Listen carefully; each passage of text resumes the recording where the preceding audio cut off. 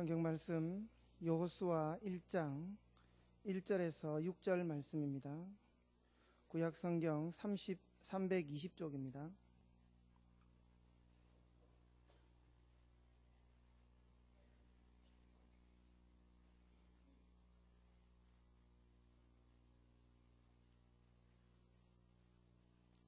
여호수아 1장 1절에서 6절 말씀 교독하도록 하겠습니다.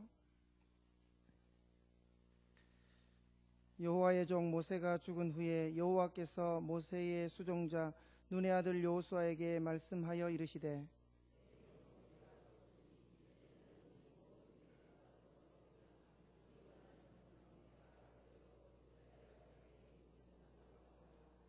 내가 모세에게 말한 바와 같이 너희 발바닥으로 밟는 곳은 모두 내가 너희에게 주었노니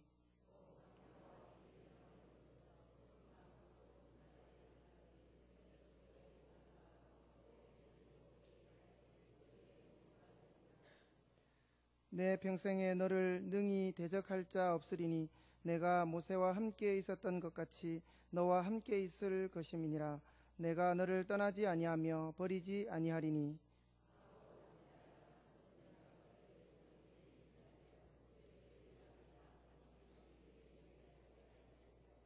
아멘. 우리는 여러 해를 끝내고 또 여러 해를 시작해 보았습니다.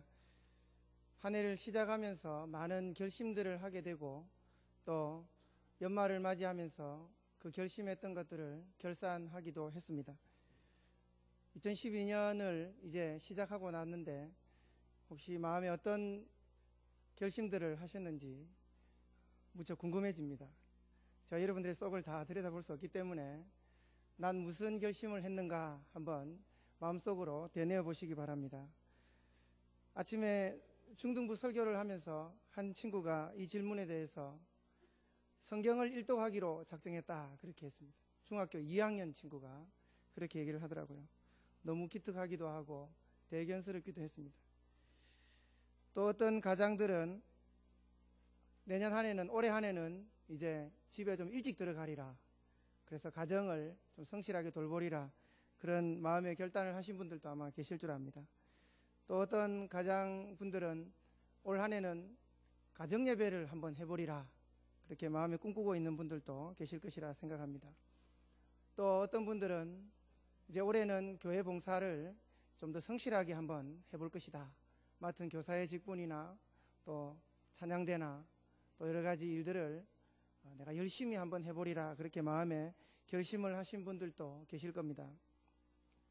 이전까지는 11조를 하지 못했지만 이제 또 온전한 11조를 내가 한번 해보리라 그렇게 마음에 결단을 하신 분들도 계실 줄 알고 또 예전에는 예배에 종종 빠지기도 하고 성실한 예배 생활이 되지 못했지만 이제 성실한 예배 생활을 한번 해보겠다 그렇게 마음에 작정을 하신 분들도 분명히 계실 것이라 생각이 듭니다.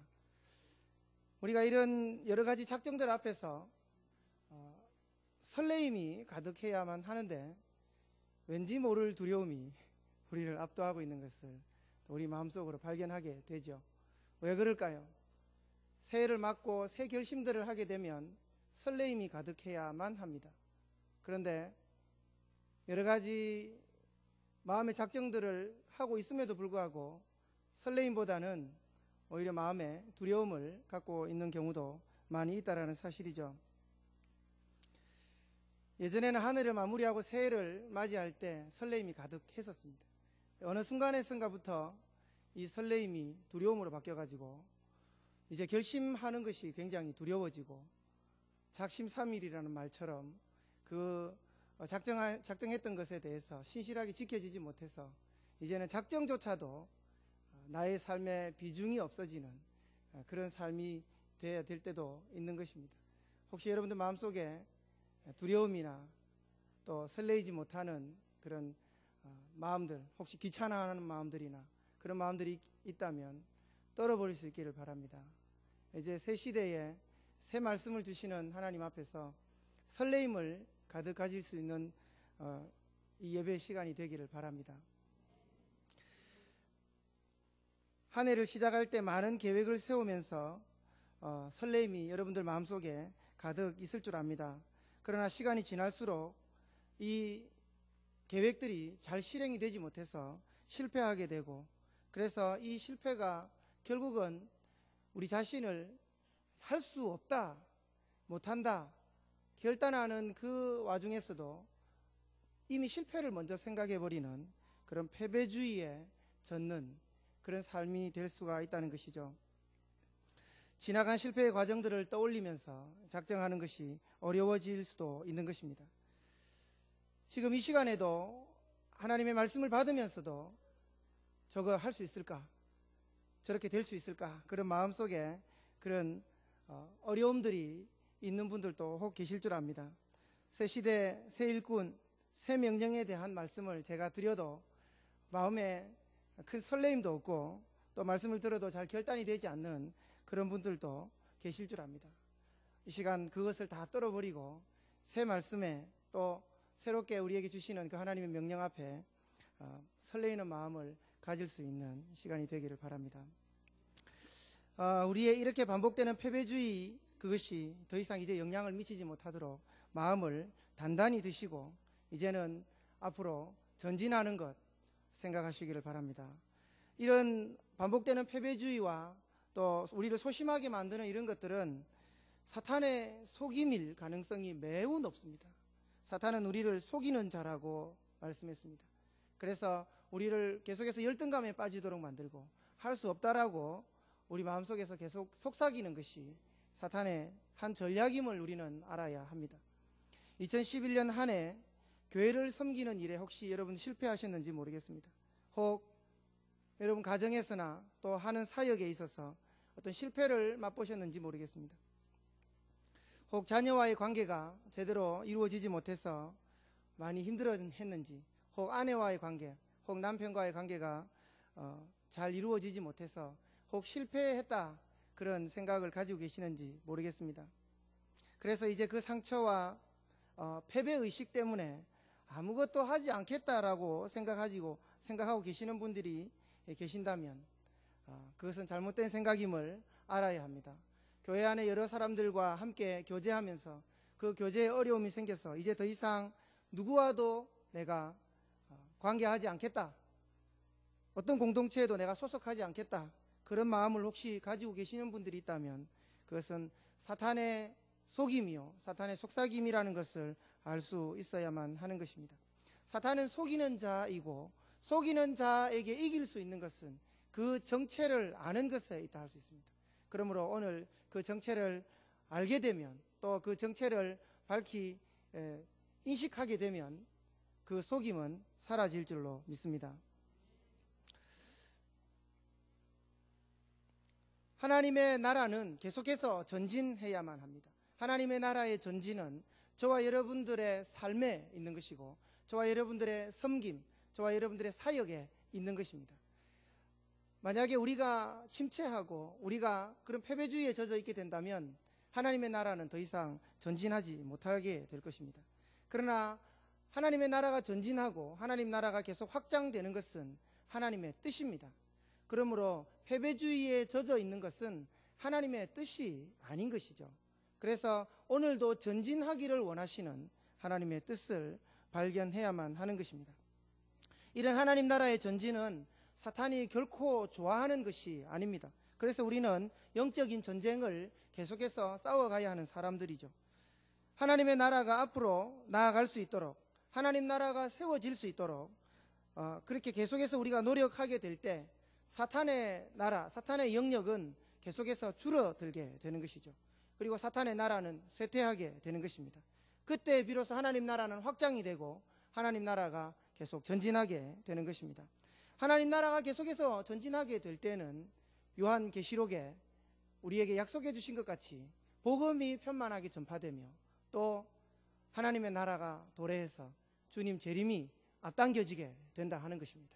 그러므로 저와 여러분들이 오늘 하게 되는 사역과 하나님 나라의 일들, 이것은 주님의 일이며 주님의 뜻이며 주님 나라의 발전에 기여하는 것이며 주님 나라를 앞당기는 것이다, 주님 재림을 앞당기는 것이다 라는 생각을 가지실 수 있어야 하는 것입니다. 교회를 위한 우리의 작은 노력과 수고를 통해서도 하나님의 나라는 전진한다는 사실을 알아야 합니다. 작은 섬김으로 하나님 기뻐하시는 가정이 세워지기도 하고 하나님 나라는 계속해서 전진한다는 사실을 믿으시기를 바랍니다. 지극히 작은 섬김이라 하더라도, 그래서 그 섬김이 사람들 눈에 그렇게 드러나지 않는 아주 작은 섬김이라 하더라도 하나님은 그 섬김을 사용하셔서 하나님 나라를 전진케 하신다는 사실을 알아야 합니다. 섬겨도 그 섬김조차 표시나지 않는 일, 혹시 여러분들 해보셨는지 모르겠습니다. 그러나 그것이 하나님 나라의 전진에 기여하는 것이라는 사실을 알아야 합니다. 그래서 여러분들이 맡고 있는 일, 저와 여러분들이 함께하는 이 사역, 이것은 매우 하나님 나라를 전진하게 하는 일이라는 사실을 알아야 합니다. 놀라운 일이 일어나는 것은 하나님께서 하시는 일입니다. 우리가 할 일은 그 작은 섬김을 하나님 앞에 성실히 드리는 것입니다. 그러므로 결과가 나타나든 나타나지 않든 저와 여러분들이 할 일은 성실히 섬기는 것이라 할 수 있습니다. 여러분, 오병이어의 기적을 기억하십니까? 그것은 지극히 작은 것을 하나님 앞에 드렸지만 그 작은 것을 통해서 하나님은 복음 전파의 놀라운 일들을 사용하셨다라는 것입니다. 그러므로 저와 여러분들이 하는 지극히 작은 것이라 하더라도, 겉으로 드러나지 않는 일이라 하더라도 그것이 하나님 나라를 전진케 한다는 사실을 믿으시길 바랍니다. 그러므로 저와 여러분들은 다 하나님 나라의 일을 맡은 자들입니다. 그런 막중한 사명감을 가지실 수 있기를 바랍니다. 오늘 본문에는 여호수아가 이스라엘의 새 지도자로 세워지는 그 모습을 배경으로 하고 있습니다. 이스라엘 40년의 광야 생활을 끝내고 요단 동편을 점령하고 이제 요단강을 도하해서 요단 서편 가나안 땅을 점령하기 직전에 와 있습니다. 이 시점에서 하나님께서 여호수아를 부르시면서 하시는 첫 번째의 말씀을 오늘 우리는 살펴볼 필요가 있습니다. 2절 말씀에 나와 있는 것처럼 내 종 모세가 죽었으니, 내 종 모세가 죽었으니, 하나님께서는 모세의 시대를 마감하면서 이렇게 말씀하고 있습니다. 여러분, 내 종 모세가 죽었으니라는 말씀의 뜻이 무엇이겠습니까? 이 말씀의 뜻은 이제 모세의 시대가 끝이 났으니 라는 뜻으로 해석할 수 있는 것입니다. 하나님께서 어쩌면 모세의 시대가 끝나기를 기다리고 계셨는지 모릅니다. 모세의 시대가 끝나기 위해서 광야 생활 40년을 하나님은 기다리고 계셨는지 모릅니다. 모세의 시대는 광야의 시대다, 그렇게 말할 수 있습니다. 광야의 시대는 한편으로는 하나님의 철저한 보호의 시대이며 하나님의 철저한 은혜가 가득한 시대다, 그렇게 말을 할 수 있습니다. 그러나 또 다른 한편으로는 이스라엘 백성들의 불순종으로 말미암아 철저한 실패의 시대이다, 그렇게 말할 수 있습니다. 출애굽을 할 때는 매우 설레이는 마음이 있었을 것입니다. 홍해를 영광 가운데 건넜고 하나님께서 이스라엘 백성들을 통해서 온 애굽에 재앙을 내리시는 그 하나님의 놀라운 일들을 보았기 때문에 출애굽이라고 하는 것은 이스라엘 백성들에게 새로운 시작과 동시에 매우 설레이는 그런 일이었습니다. 그러나 시간이 지나면 지날수록 그들의 삶은 점점 실패의 삶으로 들어갔습니다. 위대한 지도자 모세가 있었지만 그러나 이스라엘 백성들의 그 삶이라고 하는 것은 철저하게 원망과 불평이 가득한 그런 시대였다 하는 것입니다.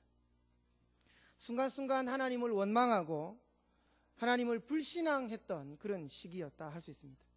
물이 없다고 그들은 하나님 앞에 원망했고 고기가 없다고 하나님 앞에 원망했으며 춥다고 또 덥다고 그때마다 하나님 앞에 불평하며 원망했던 철저한 실패의 시기가 바로 광야 생활이다, 그렇게 말을 할 수 있습니다. 이스라엘 백성들의 그 실패를 결정적으로 볼 수 있는 사건은 바로 가데스 바네아에 있었던 가나안 정탐 사건입니다. 이스라엘 백성들이 출애굽 이후에 18개월을 걸려서 가데스 바네아라는 곳에 이르렀습니다. 거기에서 하나님은 약속의 땅 가나안 땅에 12 정탐꾼을 파송하도록 하셨습니다. 그래서 그 땅을 탐지하게 하셨고 그 땅이 하나님께서 주시는 땅임을 이스라엘 백성들로 알게 하시기 위한 하나님의 의도가 있었던 것입니다. 그런데 12 정탐꾼이 가나안 땅을 탐지하고 돌아와서는 우리가 잘 아는 바대로 2명이 긍정적인 보고를 했고 나머지 10명은 부정적인 보고를 했습니다. 그 땅에 많은 과일과 풍성한 과일과 소출이 있었고 그 땅에 사는 사람들은 다 키가 장대한 사람이기 때문에 하나님께서 그 땅을 우리에게 주신 좋은 땅임은 확실합니다. 그러나 그 땅에는 키가 크고 장대한 사람들이 살고 있기 때문에 우리가 도저히 그들을 감당할 수 없습니다. 우리는 그들의 손에 죽을 것입니다. 그렇게 10명이 보고를 했습니다. 이 보고는, 이 부정적인 보고 때문에 온 이스라엘 백성들이 하나님 앞에 원망하는 그 원망으로 연결이 되었습니다. 왜 우리가 여기까지 와서 죽어야 하느냐? 도대체 우리가 여기까지 온 목적이 무엇이냐? 도대체 무엇 때문에 우리가 여기까지 왔느냐? 온갖 비난과 온갖 불평이 많았습니다. 그래서 이스라엘 백성들을 향하신 하나님의 진노가 있었던 것입니다. 이것은 보통 앞에 있었던 그런 불평과 원망하고는 다른 것입니다. 좀 다른 것입니다. 무엇이냐면 하나님께서 아브라함으로부터 약속된 그 하나님의 계획, 하나님의 그 놀라운 구원의 계획, 하나님의 그 약속하신 땅에 대한 계획, 하나님께서 출애굽을 시키신 그 이유, 하나님께서 이스라엘 백성들을 지금까지 인도해 오신 이유가 바로 가나안 땅에 들어가서 거기서 하나님의 나라, 온전한 나라를 이루는 것이 하나님의 계획이었던 것입니다. 그렇게 오랫동안 하나님을 경험해 오고도 하나님의 계획을 신뢰하지 못하는, 하나님의 계획을 부정하는, 하나님의 철저한 인도하심을 부정하는 사건이었기 때문에 이 사건은 다른 단순한 원망의 사건과는 다른 것입니다. 그래서 하나님은 굉장히 실망하셨습니다. 그래서 하나님께서 이스라엘 백성들에게 이스라엘 백성들이 가나안을 탐지했던 그 40일을 하루를 1년으로 계산하여서 40년을 너희가 광야에서 방황하며 거기서 다 죽게 될 것이다. 출애굽 1세대들은 거기서 다 죽게 될 것이다. 그렇게 말씀하신 것입니다. 여호수아와 갈렙, 긍정적인 보고를 했던 이 두 사람을 제외하고 모든 사람들이 이 광야 땅에서 죽을 것을 하나님께서 말씀하신 것입니다. 하나님은 참 무서우신 하나님이십니다. 하나님께서 자신의 계획과 자신의 그 뜻을 신뢰하지 않는 백성들에게 하나님은 철저하게 징계하시는 분이십니다.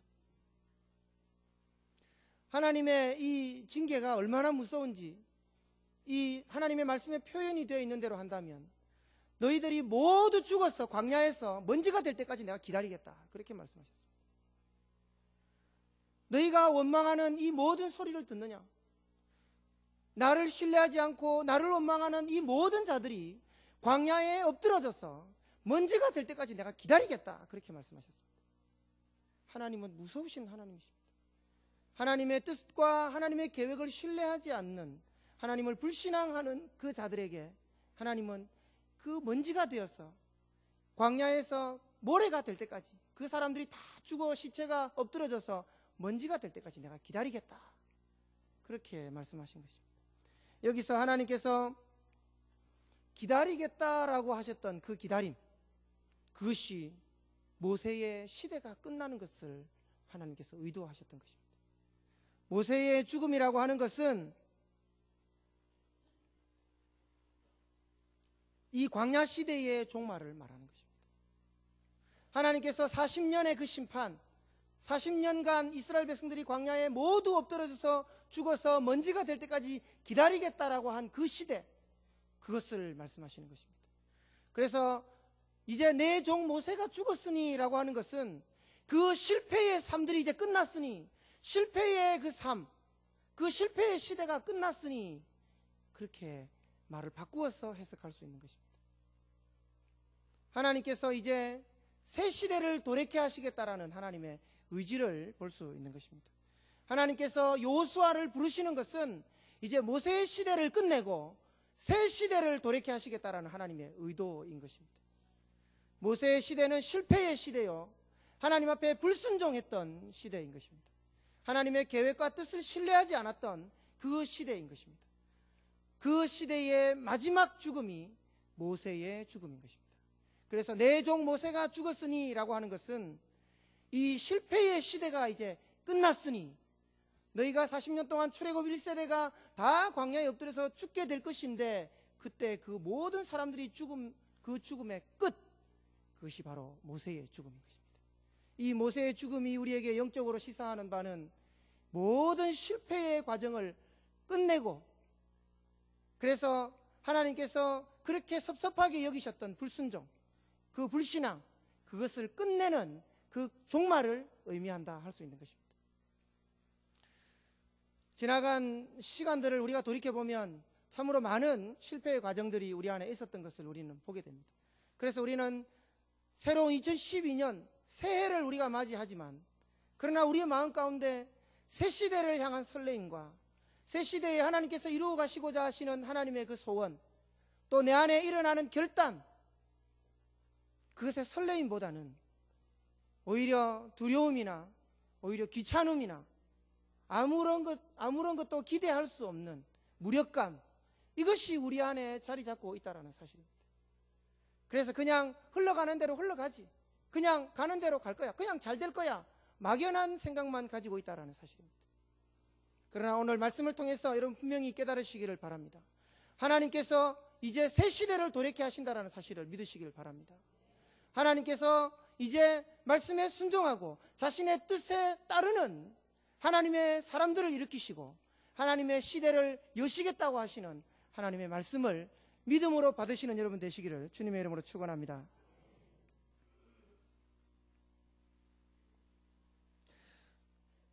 이스라엘 백성들이 이제 마치 홍해를 건너면서 출애굽의 감동을 느꼈듯이 하나님께서 이제 여호수아를 부르시면서 그들에게 새로운 감동을 느낄 수 있도록 요단강 도하를 명령하십니다.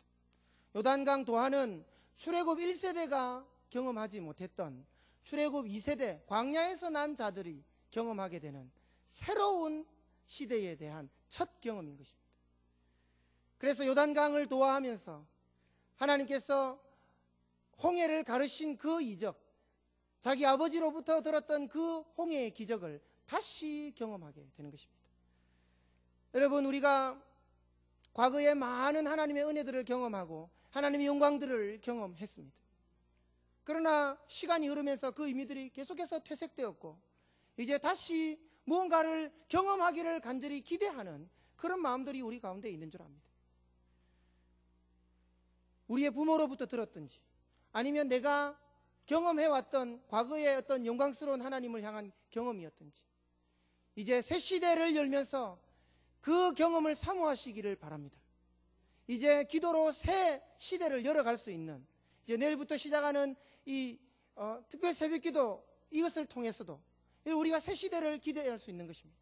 새 일을 여러분 기대할 수 있는 것입니다.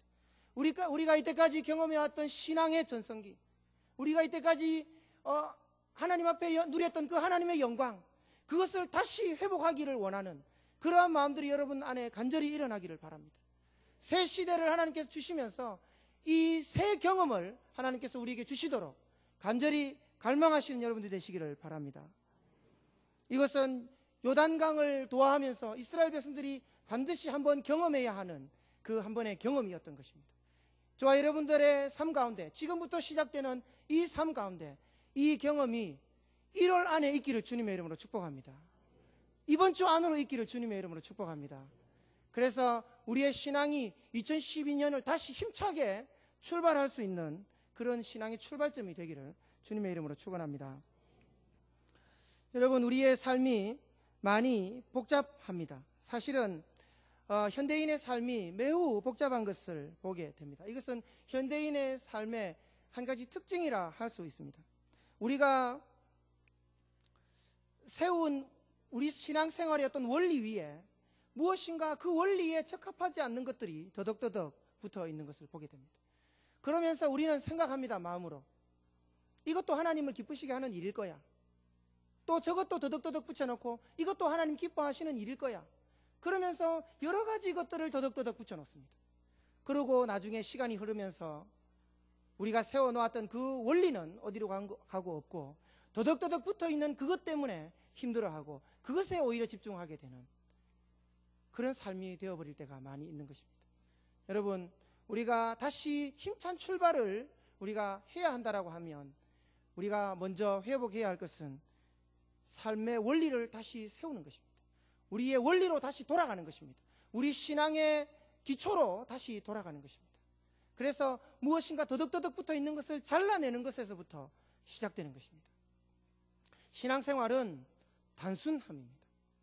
힘찬 신앙생활은 단순함 안에서 나오는 것입니다. 원리 안에서 나오는 것입니다. 그러므로 삶을 정리하실 수 있는 여러분들 되길 바랍니다. 바쁜 시간을 정리할 수 있기를 바랍니다. 내 안에 여러 가지 잡다한 생각들을 좀 정리할 수 있기를 바랍니다. 그리고 우리가 힘찬 출발을 하기 위해서는 가장 신앙의 기초적인 원리로 돌아갈 수 있기를 바랍니다. 하나님이 무엇을 명령하셨는지, 나를 통해서 하나님께서 이루고자 하시는 목적이 무엇인지, 내 삶에 하나님 이루고자 하시는 소원이 무엇인지 먼저 하나님의 말씀, 하나님께서 하시는 그 말씀에 집중하기를 바랍니다. 그래서 삶의 원리 위에 우리의 삶이 이루어질 수 있기를 바랍니다. 그래서 우리의 삶이 새 시대를 열어가면서 튼튼하게 세워진 신앙의 원리의 기초에서 출발될 수 있는 그런 삶이 되기를 바랍니다. 그 단순함은 우리의 부르심의 목적으로부터 출발되어지는 것입니다. 도대체 하나님께서 나를 무엇 때문에 부르셨는가? 하나님은 여호수아를 부르시면서 부르심의 목적과 약속을 상기시켜 주십니다. 그 부르심은 본문 2절과 3절에 나와 있습니다. 내 종 모세가 죽었으니 이제 너는 이 모든 백성과 더불어 일어나 이 요단을 건너 내가 그들 곧 이스라엘 자손에게 주는 그 땅으로 가라. 내가 모세에게 말한 바와 같이 너희 발바닥으로 밟는 곳은 모두 내가 너희에게 주었노니 곧 광야와 이 레바논에서부터 큰 강 곧 유브라데 강까지 해 쪽속과 온 땅과 또 해 지는 쪽 대해까지 너희의 영토가 되리라. 이것은 하나님께서 처음에 말씀하신 약속이었습니다. 처음에 하나님께서 약속하신 것입니다. 하나님께서는 여호수아를 부르시면서 지금 너희 백성들을 지금 잘 다독거려야 한다, 그런 것을 먼저 주문하지 않으셨습니다. 하나님께서 여호수아를 부르시면서 첫 부르심을 상기시키고 있는 것입니다. 하나님의 백성들을 처음 부르셨던 그 부르심의 목적을 상기시키고 있는 것입니다. 하나님께서 그들을 부르신 목적은 약속의 땅 가나안에 들어가는 것이었습니다. 온 백성들이 못한다고 한 그것을 이루어내시고야 마시는 하나님의 의지를 볼 수 있습니다. 하나님의 뜻은 변함이 없습니다. 하나님께서 가나안 땅에 들어갈 것을 명령하셨지만 이스라엘 백성들의 그 40년의 광야 생활은 온전히 불신앙의 신앙생활이었습니다. 그곳에 갈 수 없다고 한 불신앙이었습니다. 그곳에는 두려운 사람들이 살고 있다, 그래서 그곳엔 갈 수 없다라고 말했던 그곳이었습니다. 그런데 하나님은 여호수아를 부르시면서 이제 그곳에 가야 한다고 말씀하십니다. 그곳에 가는 것이 나의 뜻이었다고 말씀하십니다.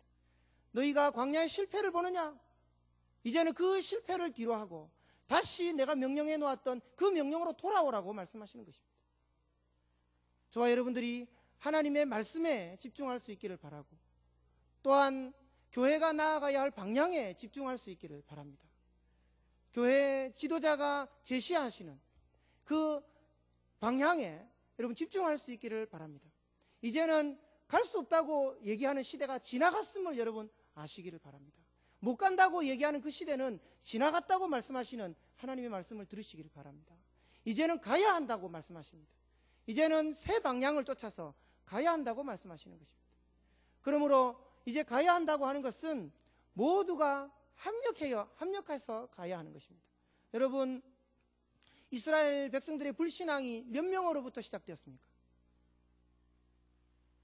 60만 명, 보행하는 장정만 60만 명, 그리고 그 가족들을 모두 합하여서 200만 명이 될 거라고 하는 그 어마어마한 사람들의 불신과 불평이 몇 명으로부터 시작되었습니까? 10명으로부터 시작된 것입니다. 아니, 10명이 다 보고를 하진 않았겠지요. 한 명이 보고를 했을 것입니다. 한 명의 입술에서 시작된 그 불평과 원망이, 그 불신앙이 온 200만 이스라엘 백성들에게 영향을 미쳐서 하나님을 불신하게 했던 것을 우리는 기억해야 합니다. 그러므로 우리가 앞으로 나아가려고 할 때 한 사람도 불평과 원망이 없어야 함을 우리는 알아야 합니다. 그러므로 우리가 교회가 정하고 가야 하는 방향에 우리 모두가 순종할 수 있어야 된다는 사실을 알아야 합니다. 그래서 우리가 새 시대에 새 일꾼이 세움을 받고 새롭게 주시는 하나님의 명령 앞에 우리는 순종할 수 있어야만 하는 것입니다. 2012년 한 해 우리 교회에 주신 약속을 하나님께서 성취하게 하실 줄로 믿습니다. 세우신 목사님을 통해서 건강한 교회, 행복한 교회, 부산 범천교회. 저는 이 표어를 들을 때 얼마나 마음이 좋았는지 모릅니다. 행복했는지 모릅니다. 여러분 행복하시죠? 네. 목사님 계시니까 그렇게 하는 건 아니죠. 꿈에서도, 여러분 지나가는 말 속에서도 늘 습관처럼 이 표어를 되뇌이시기를 바랍니다.